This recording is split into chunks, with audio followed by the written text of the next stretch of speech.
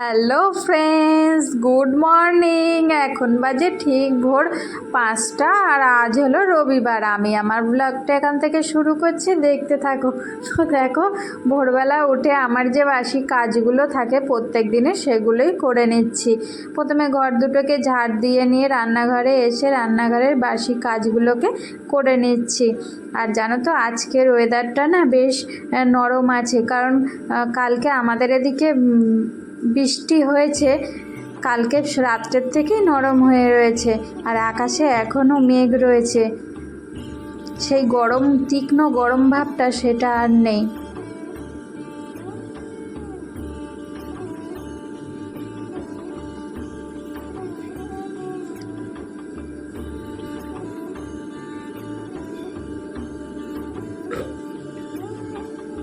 তো তারপরে দেখো, রান্নাঘরের গ্যাসের ওভেন মুছে, বাসন মেজে, বেসিন পরিষ্কার করে নিয়েছি। তারপরে দেখো, দাঁত ব্রাশ করে নিয়ে উঠানটাকে ধুয়ে দিয়েছিলাম। তোমাদের সাথে উঠান ধোয়ানোটা শেয়ার করা হয়নি। তো তারপরে দেখো, দাঁত ব্রাশ করে উঠান ধুয়ে স্নান করে, আজকেও না গাছে আর ফুল ফোটেনি, চলে এলাম মন্দিরের কাজগুলোকে সারতে। আর জানো তো, ওই ভোর 5টায় উঠে এই যে বাসি কাজ সেরে, মন্দিরের কাজ সেরে, আর মনে হয় না যে নিজে রান্না বান্না করে খাই।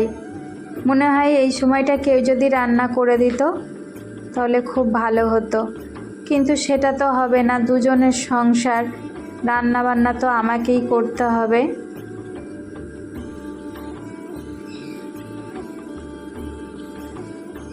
তো তারপরে দেখো, মন্দিরে এসে প্রভুর বিছনাটাকে তুলে নিয়ে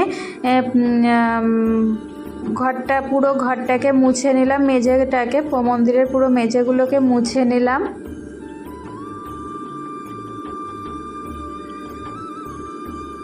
মোছা আমার কমপ্লিট হয়ে গেছে।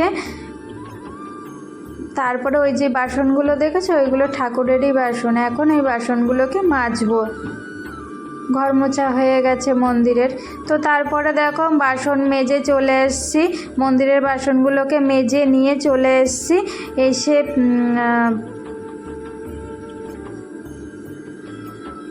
উপর করে রেখে দিলাম কাঁসার বাসন, যেহেতু উপর করে না রাখলে জল থাকলে দাগ হয়ে যাবে।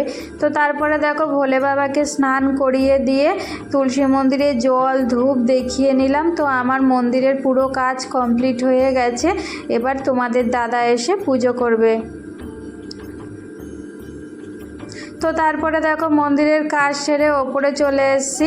এসে আগের দিন রাত্রে যে পুদিনা পাতা দিয়ে, শসা দিয়ে, আদা দিয়ে জলটা ভিজিয়ে রাখি, সেটাই খেয়ে নিলাম। খেয়ে নিয়ে দেখলাম মেয়ে এখন ঘুমাচ্ছে, ওই জন্য আর বিছনাটাকে ঠিকঠাক করতে গেলাম না। ভাবলাম একেবারে মেয়ে যখন উঠবে তারপরে আমিও খেয়ে দিয়ে একেবারে রান্নাঘরের কাজ সেরে তারপরে বিছনাটা পরে গুছাবো। যেহেতু তোমাদের দাদা সকালবেলা উঠে মশারিটা তুলে দিয়েছে, ওই জন্য আর বিছনাটাকে ঠিকঠাক করতে গেলাম না, একেবারে সোজা রান্নাঘরে চলে এলাম রান্না করতে। আর আজকে দেখেছো, এই দেখো সব কিছু সেদ্ধ বসিয়ে দিয়েছি।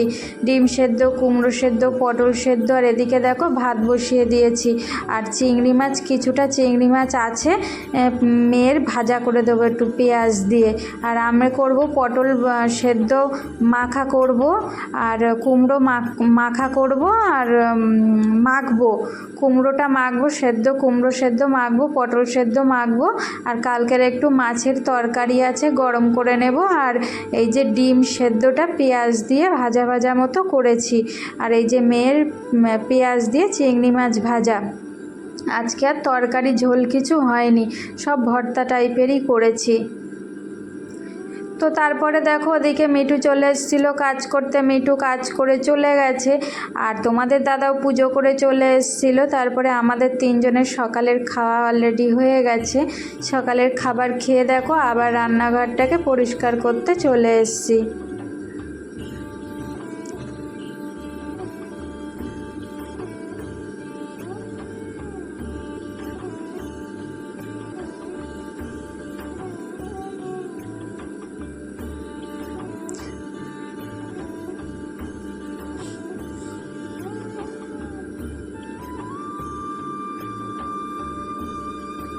তো তারপরে দেখো এই কাজগুলোকে সেরে নিয়ে সকালবেলা তো একবার স্নান করে মন্দিরে যাই, প্রত্যেকদিন সকালেই আমি স্নান করে মন্দিরে যাই।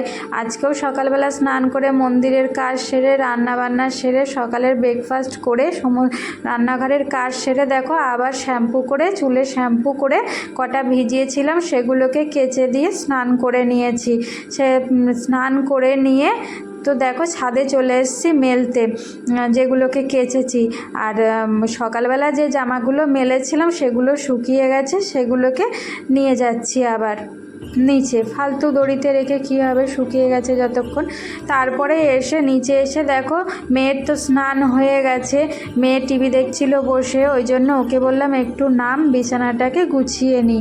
ওই জন্য মেয়ে দেখো বিছানা গুছাবো বলে নেমেছিল, কিছুক্ষণের জন্য বিছানা গোছানো হয়ে গেছে। তারপরে আবার উঠে বসে দেখো খাটে উঠে টিভি দেখছে। আর আমিও দেখো এই ঘরে নেক্সট রুমটাকে পরিষ্কার করতে চলে এসেছি।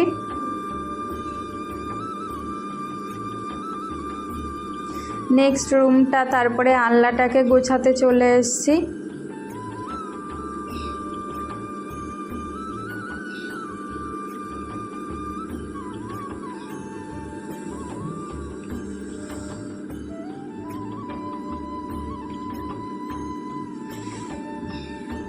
তো তারপরে দেখো দুপুর এখন 2-2:30 মতন বাজে। খেয়ে দিয়ে নিয়ে তোমাদের দাদা এখনও আসেনি, মেয়েকে একটু বই নিয়ে বসালাম।